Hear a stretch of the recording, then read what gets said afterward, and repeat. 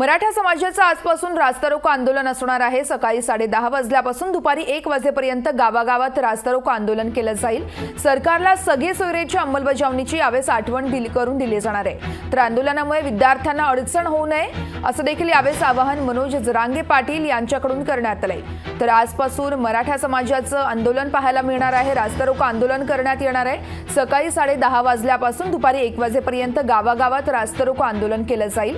सरकारला सगळे सोयरेची अंमलबजावणी आठवण करून देण्यासाठी यावेळेस हे आंदोलन असणार आहे। तर आंदोलनामुळे विद्यार्थ्यांना अडचण होऊ देऊ नका असं आवाहन मनोज जरांगे पाटील यांच्याकडून मराठा समाजाला करण्यात आलं। दिवस निवेदन दिलं जाणार आहे सरकारला रास्तारोको करून सकाळी 10:30 ते